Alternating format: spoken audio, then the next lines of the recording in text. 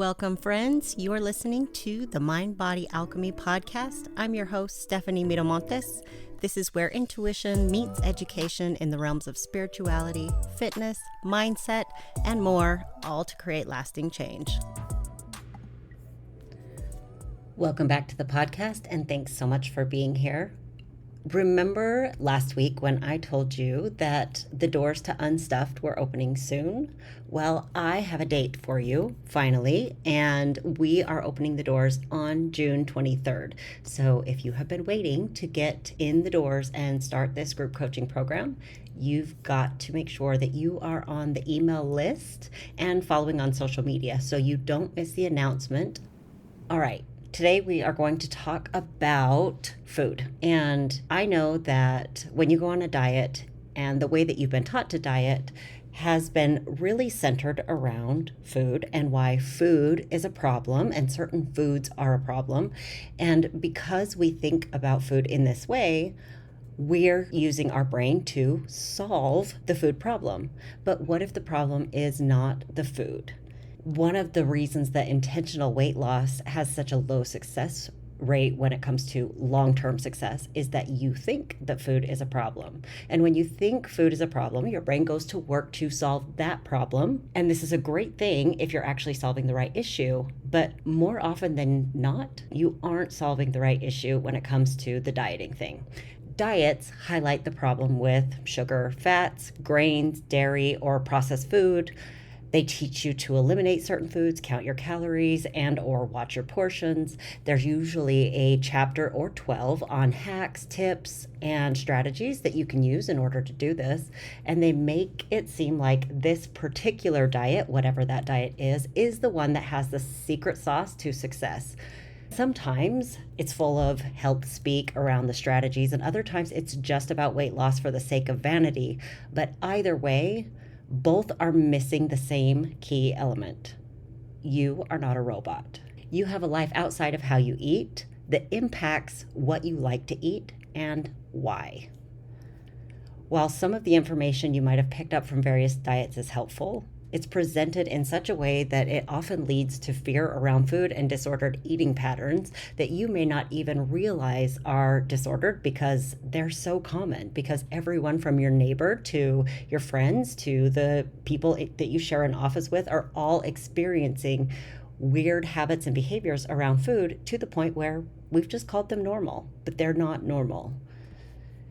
What begins as a feeling of excitement and maybe even some freedom because you have some answers and some structure becomes a toxic relationship where you don't know how to make choices outside of the confines of that specific diet.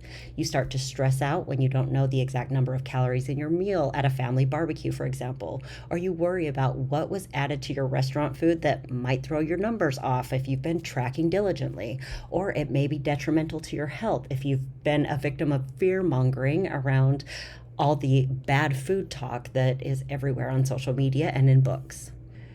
You look at food now as a set of rules to abide by and not an eating experience that is just a normal part of everyday life.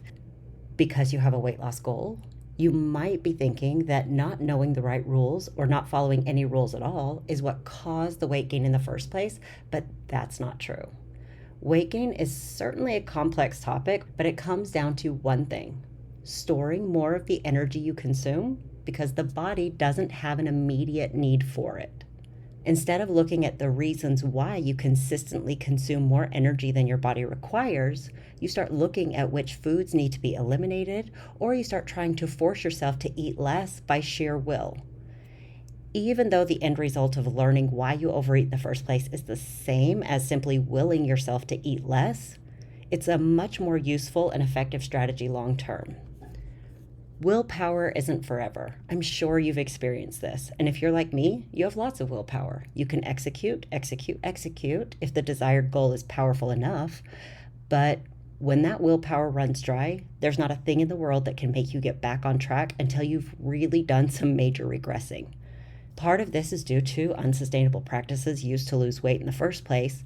Part of it is biological, and we'll get into those details in the weight set point episode that's coming up, but not today. But much of it is simply a lack of understanding your own brain, your habits, tendencies, and emotions on a deep level. It's because you're being guided by cookie cutter rules without meeting yourself where you are in order to decide if they're even the right rules for you. You make it about the food being a problem, and that distracts you from thinking critically about the deeper psychological reasons you turn to food in the first place. I've talked to you several times about doing your thought work, asking yourself questions, and scaling behaviors to make them more sustainable. So if you have questions about how to do that, make sure you go back and listen to past episodes. There is lots and lots of information for you, and you can definitely start to work on those things because they all apply here. You may overeat because you have a history of restriction and you have real or perceived food scarcity. You could have a habit of clearing your plate no matter what and no matter how much is served. This could come from your upbringing or some other habit. You eat by the clock instead of by your biological cues.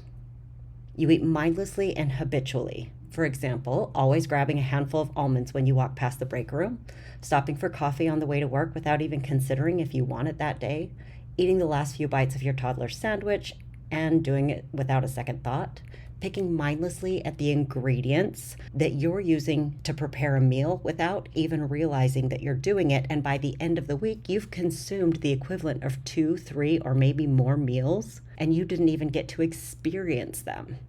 You always walk straight to the fridge when you get home from work, when you really just want a break and the food could have waited until dinner.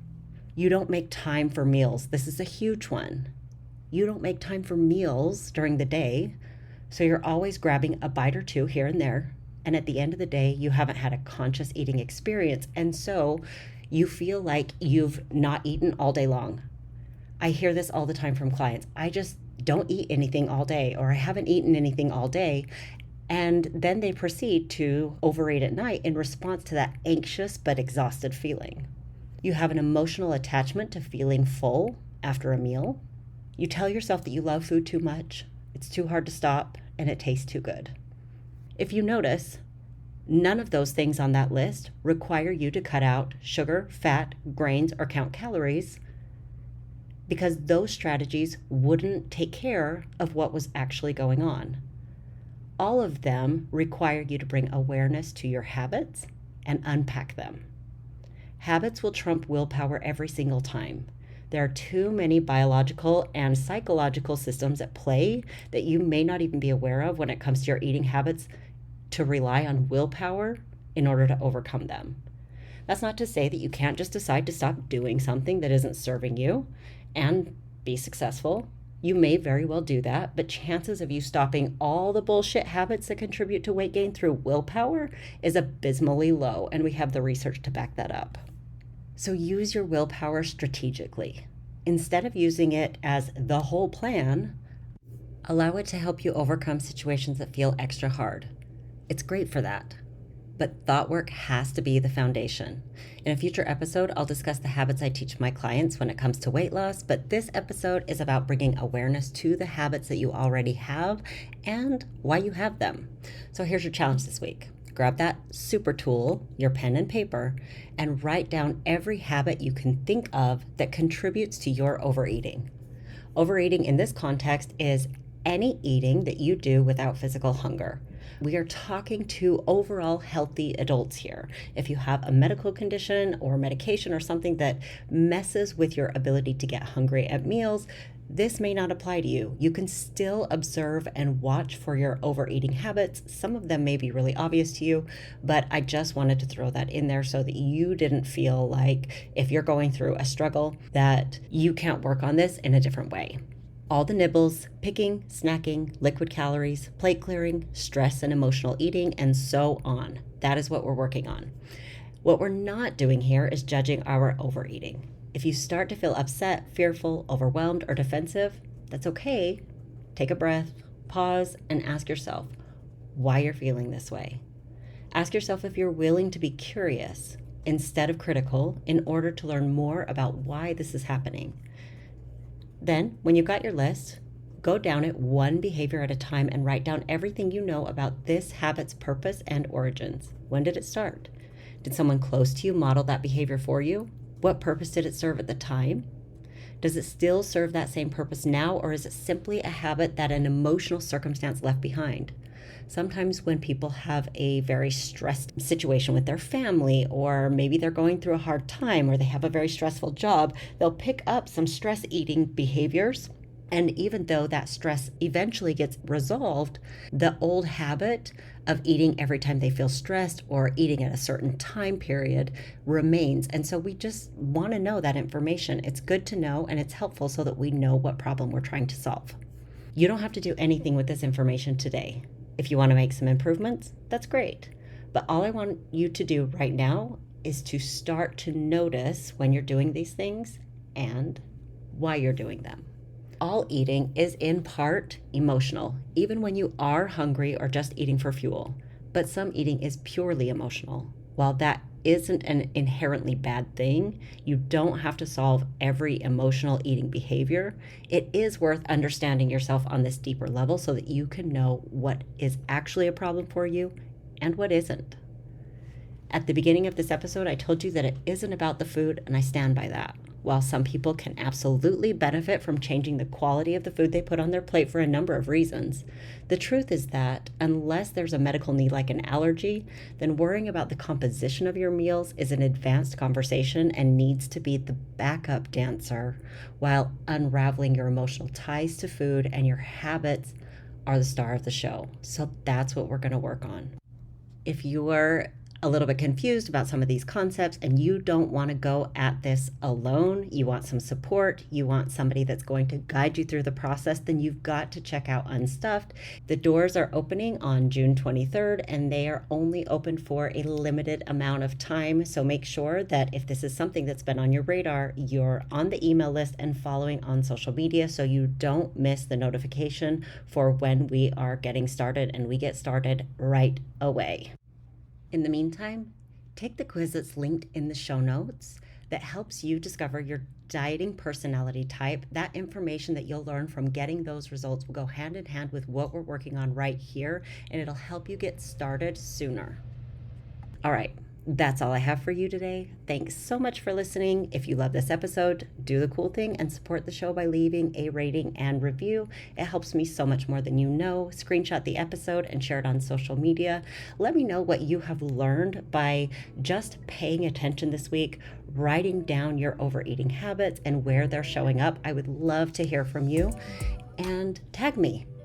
All my information is in the show notes. If you have any questions or thoughts on this episode, ideas for future episodes, or if you want to learn how we can work together one-on-one, drop it in my inbox. It's always open for you. Bye.